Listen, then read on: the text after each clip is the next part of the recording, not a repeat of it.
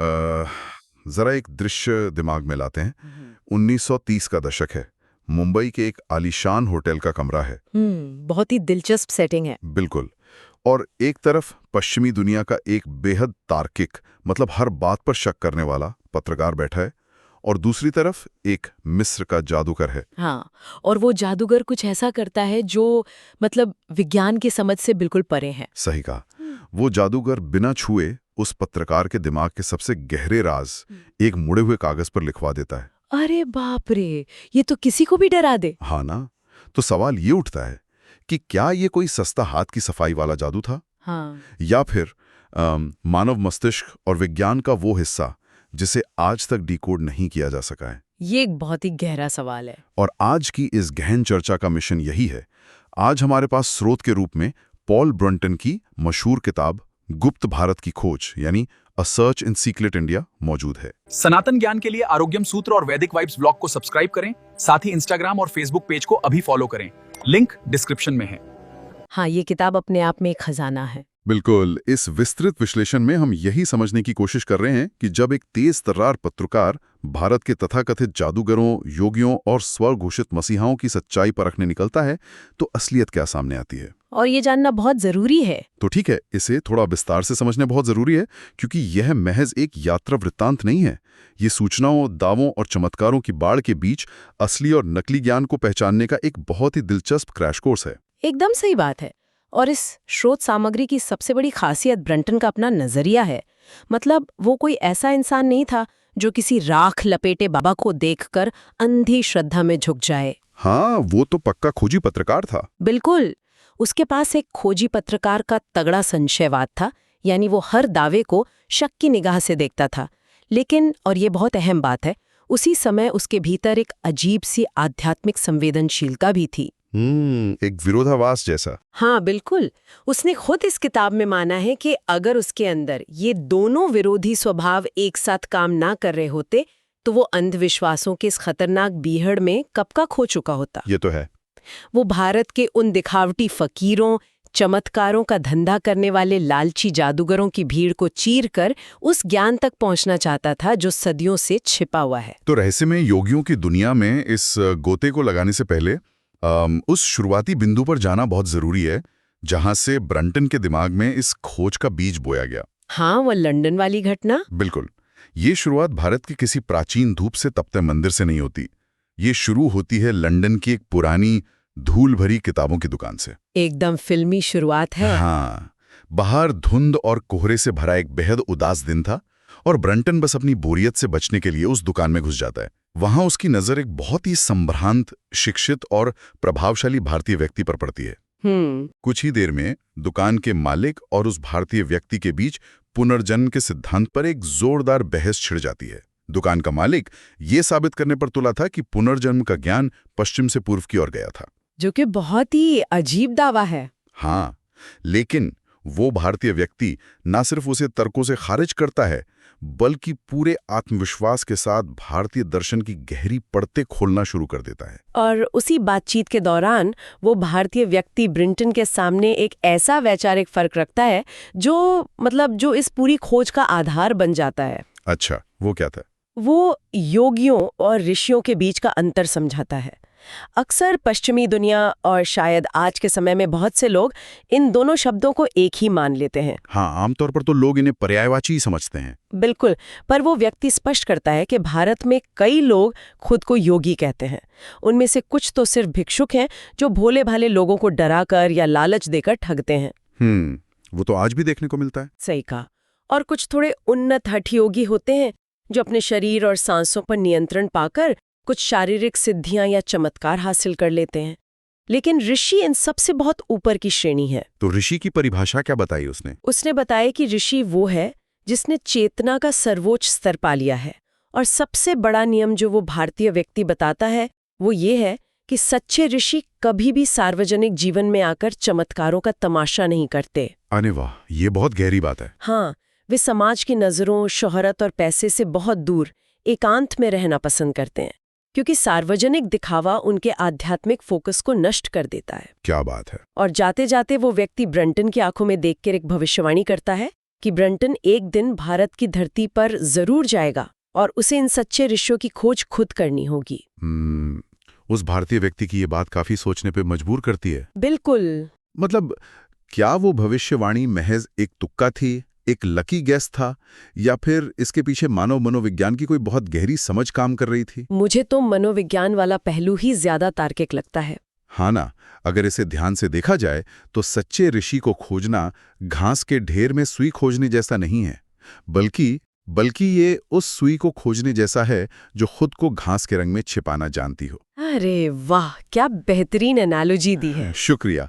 मतलब वो व्यक्ति शायद ब्रंटन के सवालों के पीछे छिपी उस आध्यात्मिक प्यास को पढ़ पा रहा था जिसे ब्रंटन खुद भी उस वक्त पूरी तरह से नहीं समझ पाया था। हाँ, एक ऐसा इंसान जो तर्कों में उलझा है लेकिन भीतर से किसी सच्चाई की तलाश में छटपटा रहा है। बिल्कुल।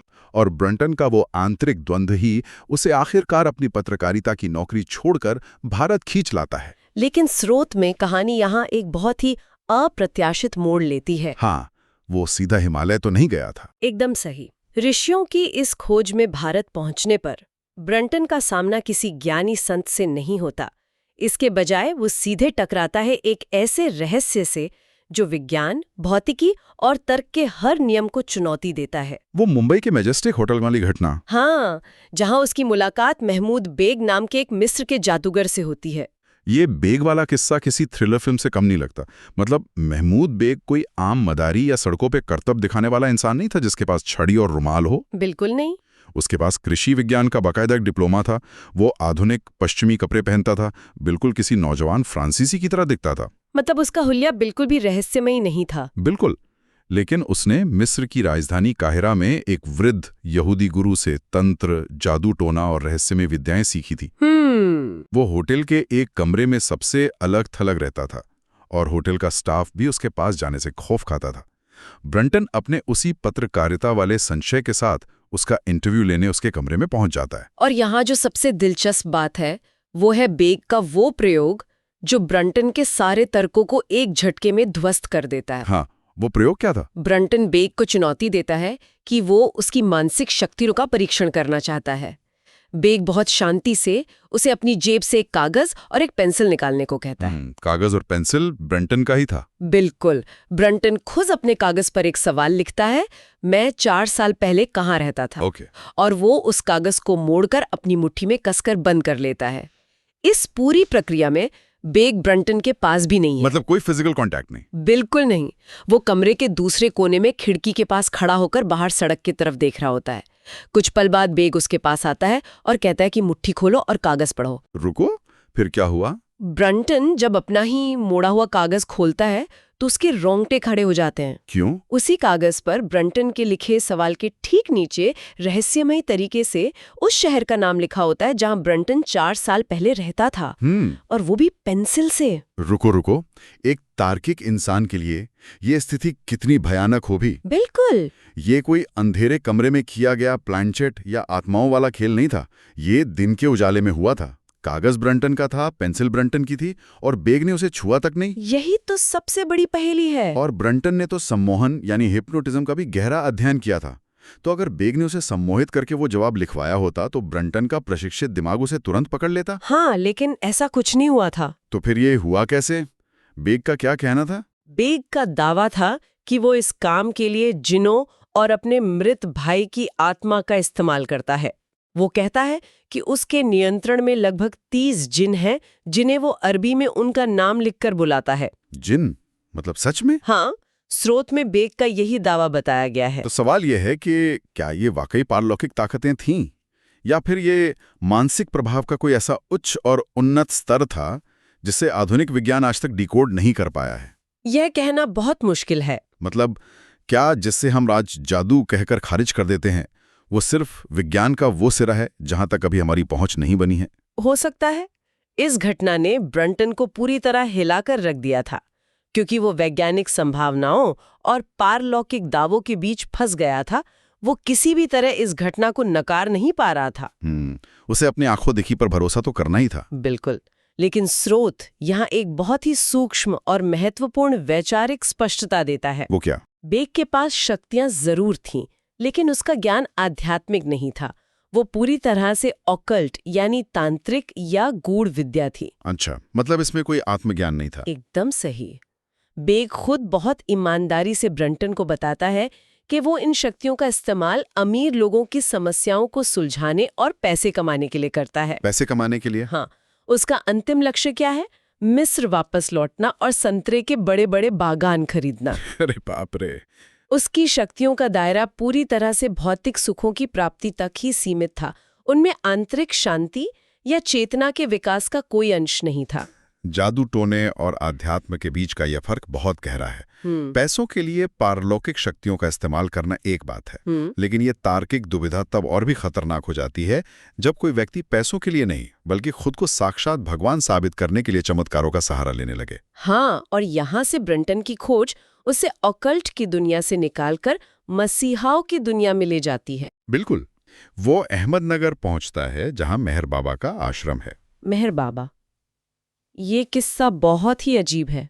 हाँ, मेहर बाबा एक ऐसे इंसान हैं जिन्होंने 1925 से मौन धारण किया हुआ है। वो एक शब्द नहीं बोलते। तो वो संवाद कैसे करते थे? उनके पास एक अल्फाबेट बोर्ड यानी वर्णमाला वाला एक लकड़ी का बोर्ड है जिस पर वे अपनी उंगलियां अविश्वसनीय तेजी से चलाते हैं और उनका सचिव उन अक्षरों को जोड़कर उनके विचार पढ़कर सुनाता है। अगर हम इसे व्यापक संदर्भ में देखें ना, तो मेहर बाबा के दावे किसी भी सामान्य इंसान को चौंकाने के लिए काफी थे। हाँ, दावों की तो कोई कमी नहीं थी उनके पास। बिल्कुल। ब्रंटन जब उनसे मिलता है तो बाबा उस बोर्ड के जरिए संवाद करते हुए खुद को जीसस, बुद्ध और मोहम्मद की श्रेणी का अवतार और पैगंबर बताते हैं। ये तो बहुत ही बड़ा दावा है। और इतना ही नहीं, उनका दावा था कि दुनिया में जल्द ही एक भयंकर विश्व युद्ध होने वाला है और जब वो युद्ध अपने चरम पर होगा, विनाश हर तरफ होगा, ठीक उसी समय वे अपना दशकों लंबा मौन तोड़ेंगे। और मौन तोड़कर क्या करेंगे? उनका दावा था कि उनके मुंह से निकला पहला शब्द इतना शक्तिशाली होगा कि वो अपनी आध्यात्मिक ऊर्जा से उस युद्ध को रोक देगा और दुनिया में एक नई शांति लाएगा। क्या बात कर रहे हो? युद्ध रोक देंगे? हाँ, मनोविज्ञान की भाषा में इसे मसीयानिक कॉम्प्लेक्स कहा जा सकता है, यानी खुद को दुनिया का इकलौता तारणहार मानने की अति महत्वाकांक्षा। और स्रोत बताता है कि उनके इस मसीहा बनने के पीछे का अतीत भी कम नाटकीय नहीं था। हाँ, उनकी शुरुआत कैसे हुई? मेहर बाबा जब युवा थे और उनका नाम मेहरबान था, तब पुणे में हजरत बाबाजान नाम की एक अत्यंत वृद्ध महिला फकीर ने उन्हें अपने पास बुलाया और उनके माथे पर चूम लिया। अच्छा। हाँ, और उस एक चुम्बन का असर ये हुआ कि मेहर बाबा की मानसिक स्थिति पूरी तरह से बदल गई। वे महीनों तक सुध-बुध खो बैठे, जैसे उनके नर्वस सिस्टम में कोई बहुत बड़ा शॉक लग गया हो। ये तो बहुत ही गहरा साइकोलॉजिकल इफेक्ट लगता है। बिल्कुल। बाद में उपासनी महाराज नाम के गुरु ने उन्हें इस स्थिति से बाहर निकाला और एक आध्यात्मिक गुरु के रूप में तैयार किया। लेकिन स्रोत में ये भी है कि ब्रंटन को एक पूर्व न्यायाधीश ने उपासनी महाराज से मिलने के बाद ही पहली चेतावनी दे दी थी। हाँ, चेतावनी दी थी कि वे अजीबोगरीब और गलत भविष्यवाणियां करते हैं। सही कहा। लेकिन इन सबसे परे जो बात ब्रंटन के दिमाग में खतरे की घंटी बजाती है, वो मेहर बाबा का एक खास बयान था। कौन सा बयान? मेहर बाबा ने कहा कि वे लोगों का विश्वास जीतने के लिए जल्द ही बड़े बड़े चमत्कार करेंगे। वे अंधे लोगों को रोशनी देंगे, मुर्दों को जिंदा करेंगे, ताकि पश्चिम के लोग उनके संदेश पर विश्वास करने लगें। यही तो गड़बड़ है। यही वो बिंदु था जहां ब्रंटन के तार्किक दिमाग ने सारी कड़ियों को जोड़ना शुरू किया। बिल्कुल।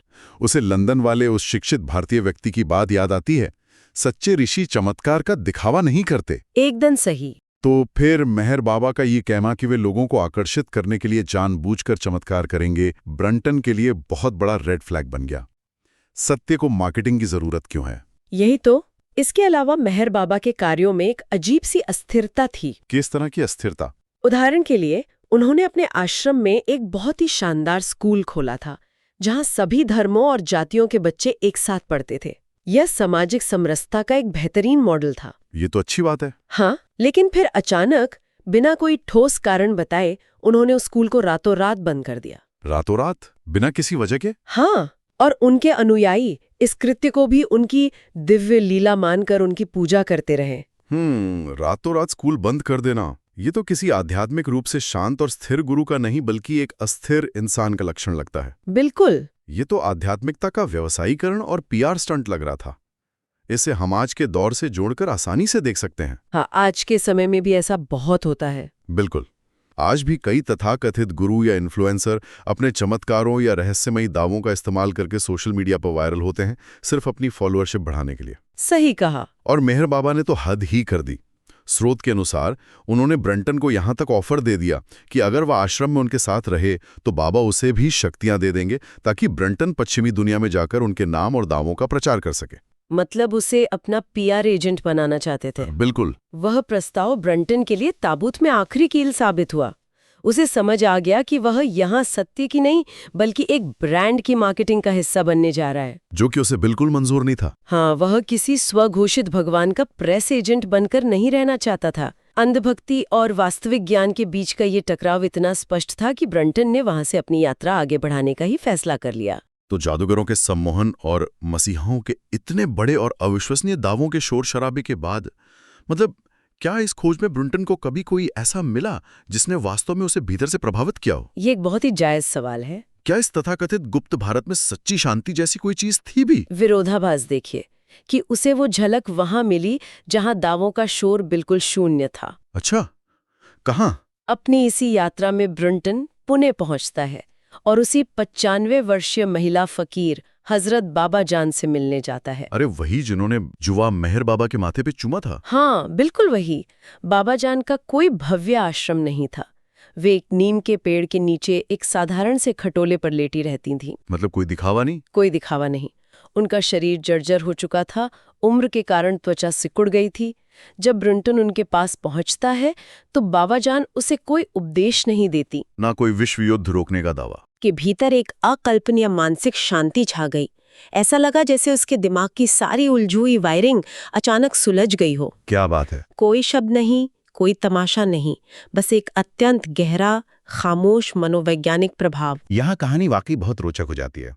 मतलब जब ज्ञान असल में अनुभव में बदलता है तो उसे साबित करने के लिए शब्दों या चमत्कारों की बैसाखी की जरूरत नहीं होती। बिल्कुल सही कहा। मौन की इस ताकत को महसूस करने के बाद ब्रंटन की यात्रा उसे दक्षिण भारत ले जाती है।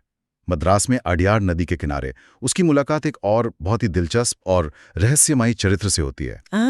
वो सन्यासी ब्रह्मा? हाँ, इस युवा सन्यासी का नाम ब्रह्मा था। उसका रूप, रंग और व्यवहार बिल्कुल अलग था।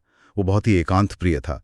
किसी से बात करने में उसकी कोई दिलचस्पी नहीं थी। काफी मशक्कत के बाद जब ब्रंटन उससे बातचीत शुरू करने में सफल होता है तो ब्रह्मा अपनी जो कहानी सुनाता है वो हठ योग के शारीरिक विज्ञान, उसके खतरों और उसके कठोर अनुशासन को बहुत ही सटीकता से खोलकर रख देती है। ब्रह्मा की वो कहानी इस बात का सबसे बड़ा प्रमाण है कि पूर्वी योग पद्धतियां कोई सामान्य व्यायाम नहीं है। बिल्कुल नहीं। बचपन में ब्रह्मा ने कुछ योग की किताबें पढ़ ली थी और बिना किसी योग्य गुरु के निर्देशन के ही सांस की जटिल क्रियाओं यानी प्राणायाम का अभ्यास शुरू कर दिया था, जो कि बहुत खतरनाक हो सकता है। बहुत ज्यादा।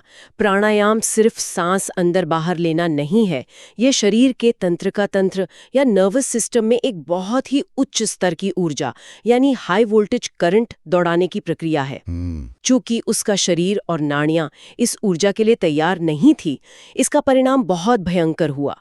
उसके मस्तिष्क में इतनी तेज गर्मी पैदा हुई कि उसके सिर में एक घाव हो गया और वहां से खून रिसने लगा। बाप रे, खून रिसने लगा? हाँ, वो सचमुच मौत के कगार पर पहुंच गया था। फिर वो बचा कैसे?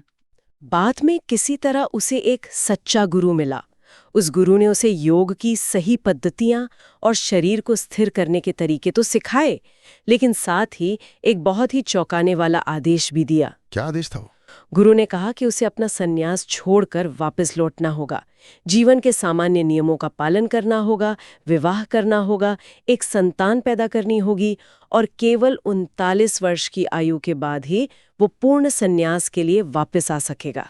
रुको, एक सन्यासी को ध्यान और वैराग्य छोड़कर शादी करने के लिए कह दिया? हाँ, सुनने में अजीब लगता है ना? ये तो सन्यास के पूरे विचार के ही खिलाफ लगता है। लेकिन अगर हम इसके पीछे के विज्ञान को समझें तो ये एकदम तार्किक है। बिल्कुल। उस गुरु ने समझा कि ब्रह्मा के भीतर जो ऊर्जा बेकाबू हो गई है उसे शांत करने और जमीन से जोड़ने के लिए सांसारिक जीवन और उसकी जिम्मेदारियों का ग्राउंडिंग इफेक्ट बहुत जरूरी है। सही कहा। इसे एक एनालॉजी से समझें तो बिना गुरु के ये उन्नत योगाभ्यास करना ऐसा है जैसे बिना मैनुअल पढ़े किसी टाइम बॉम्ब को भी फ्यूज करना। बिल्कुल सटीक एनालॉजी है। मतलब आपने एक गलत तार काटा और आपका पूरा नर्वस सिस्टम ब्लास्ट हो सकता है। और गुरु का वो आदेश ब्रह्मा के लिए काम कर गया। हाँ, बिल्कुल। जब ब्रंटन ब्रह्मा से पूछता है कि इन कठोर हठयोग के अभ्यासों का असल लाभ क्या है, तो ब्रह्मा किसी पारलौकिक चमत्कार की बात नहीं करता। तो वो क्या बताता है? वो विशुद्ध शारीरिक नियंत्रण की बात करता है।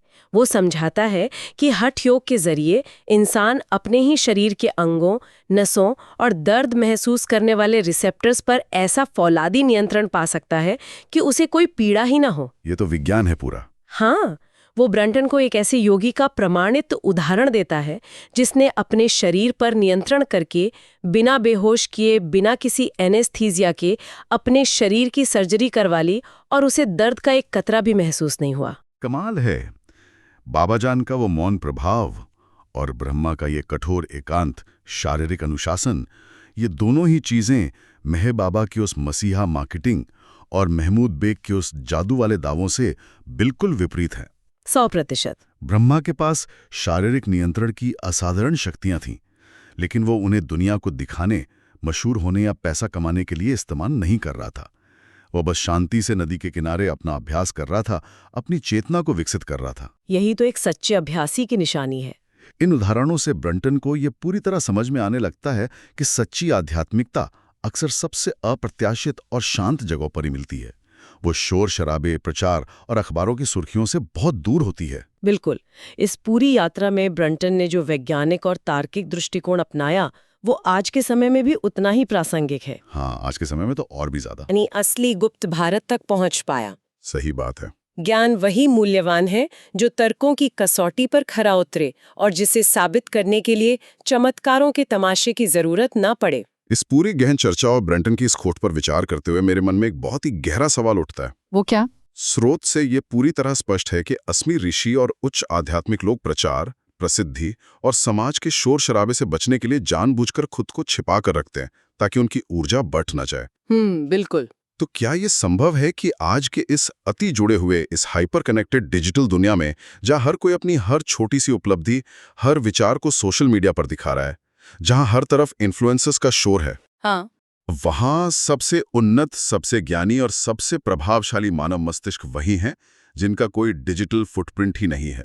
अरे वाह, ये तो बहुत ही गहरा विचार है। मतलब क्या वे लोग जो खामोशी से पृष्ठभूमि में रहकर दुनिया को समझ रहे हैं और बिना किसी को चताए अपना काम कर रहे हैं, वही आज के असली ऋषि हैं?